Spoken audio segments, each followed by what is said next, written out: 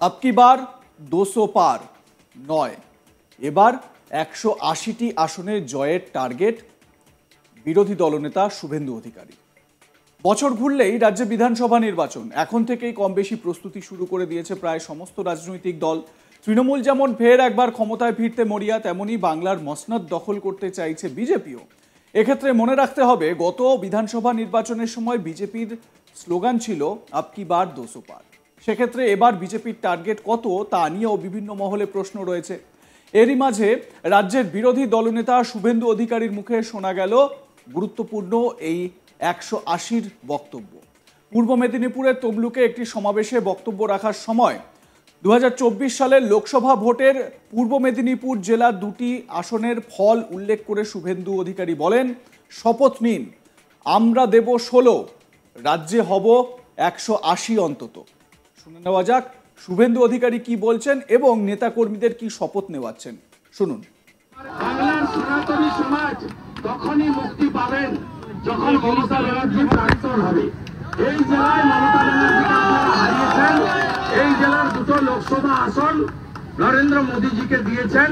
শপথ নিন, আমরা দেব 16, রাজ্যে হব 180 অন্তত এবং মমতাকে প্রাক্তন করব। যোগী আদিত্যনাথের মতো পশ্চিমবাংলায়ও সুশাসন সুরক্ষা দেব। হিন্দু ধর্মাবলম্বীরা তাদের প্রত্যেকটি অনুষ্ঠান আনন্দের সঙ্গে শাস্ত্র মেনে, পঞ্জিকা মেনে সুন্দরভাবে করতে পারবে। এদিকে শুভেন্দু অধিকারী কমপক্ষে 180টি আসনের কথা বলার পরেই রাজনৈতিক মহলের একাংশে বিজেপির টার্গেট নিয়ে প্রশ্ন উঠতে শুরু করেছে। এর প্রেক্ষিতে তৃণমূল নেতা কুণাল ঘোষ বলেন, কমে গিয়েছে। আগের বার বলেছিল আব কি বার 200 পার, এবার শুরু থেকেই নামছে। লোকের টার্গেট বাড়ে, এদের টার্গেট কমে। জানে 28 থেকে 30টির আসন বেশি আসন পাবে না, তাই টার্গেট কমাতে শুরু করেছে। শুনে নেওয়া যাক কুণাল ঘোষের খোঁচা ভরা বক্তব্য, শুনুন। কমে গেছে, আগের বার বলেছিল আব কি বার 200 পার, এবার শুরু থেকেই নামছে নামছে নামছে। আগের বার ছিল আব কি বার 200 পার, তাতেই 77, এখন 60, প্রায় কমতে কমতে টার্গেট কমিয়ে ফেলেছে। লোকে টার্গেট বাড়ে, টার্গেট কমে, তার মানে জানে 28-30-এর বেশি হবে না, সেজন্য টার্গেট শুদ্ধ কমতে শুরু করেছে। দুদিন আগে শুনছিলাম নাকি ভবানীপুর না কোথায় দাঁড়াবেন, তারপর শুনলাম না বিজেপির কেউ দাঁড়াবে। একটু পিছনে টার্গেট কমছে।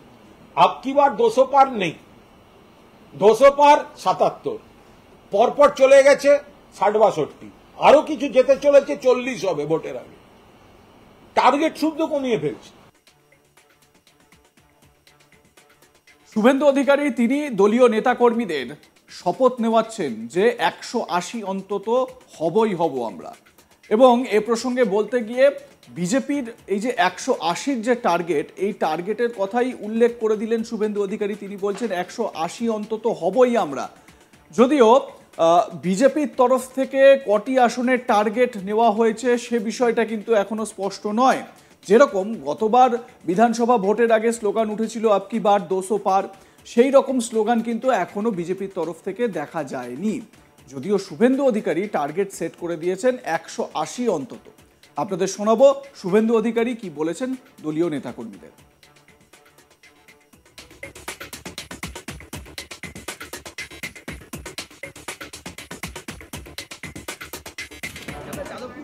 আমাকে ভয় দেখাতে পারবেন না। সিপিএম এর সূর্য মধ্যগগনে আমি লক্ষণ সেনকে হারিয়েছি। লক্ষণ সেন ছোটখাটো লিডার ছিলেন না। বাংলার সনাতনী সমাজ তখনই মুক্তি পাবেন যখন মমতা ব্যানার্জি প্রাক্তন হবে। এই জেলায় মমতা ব্যানার্জিকে আপনারা হারিয়েছেন। এই জেলার দুটো লোকসভা আসন নরেন্দ্র মোদীজিকে দিয়েছেন। শপথ নিন, আমরা দেব 16, রাজ্যে হব 180 অন্তত এবং মমতাকে প্রাক্তন করব। যোগী আদিত্যনাথের মতো পশ্চিমবাংলায়ও সুশাসন সুরক্ষা দেব। হিন্দু ধর্মাবলম্বীরা তাদের প্রত্যেকটি অনুষ্ঠান আনন্দের সঙ্গে শাস্ত্র মেনে, পঞ্জিকা মেনে সুন্দরভাবে করতে পারবে। প্রসঙ্গত এর আগে শুভেন্দু অধিকারীকে বলতে শোনা গিয়েছিল তিনি মমতা ব্যানার্জিকে হারিয়েছেন এবং আগামী দিনেও তাকে হারাবেন। উল্লেখ্য, সামনের বছর রাজ্যের বিধানসভা নির্বাচন, তারই আগে মমতা ব্যানার্জিকে নিশানা করেছিলেন শুভেন্দু অধিকারী। শুভেন্দু অধিকারী কি বলেছিলেন মমতা ব্যানার্জিকে হারানো প্রসঙ্গে শোনাবো আপনাদের। আমাকে ভয় দেখাতে পারবেন না। সিপিএম এর সূর্য মধ্যগগনে আমি লক্ষণ সেনকে হারিয়েছি। লক্ষণ সেন ছোটখাটো লিডার ছিলেন না। মমতা ব্যানার্জি ঘোষিত মুখ্যমন্ত্রী, দাঁড় করিয়ে হারিয়েছি, আবার ভবানীপুরেও হারাবো।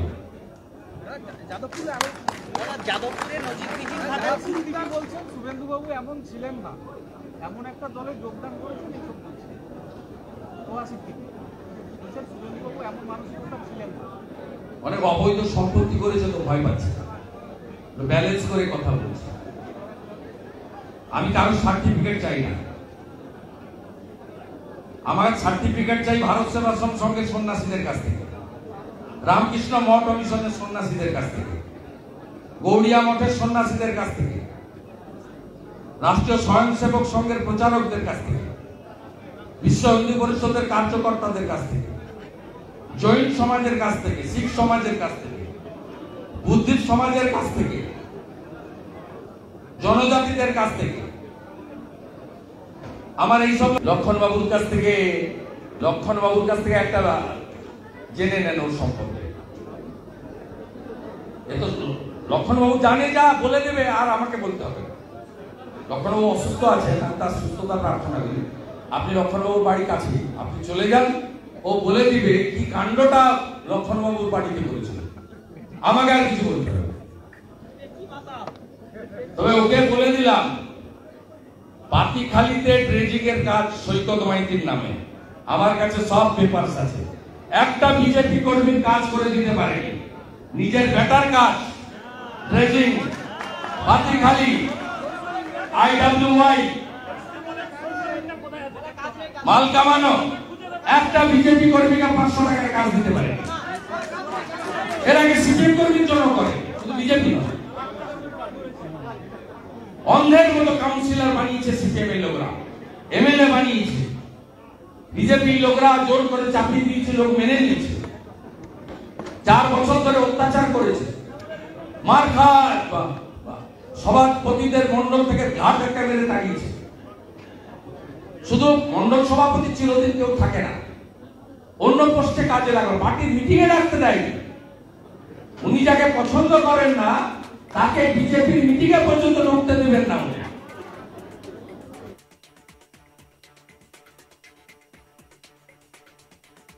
এ বিষয়ে আপনাদের মতামত জানান, দেখতে থাকুন আজ তাক বাংলা। সাবস্ক্রাইব করুন আমাদের ইউটিউব চ্যানেলটি, বেল আইকন প্রেস করুন নোটিফিকেশন পেতে।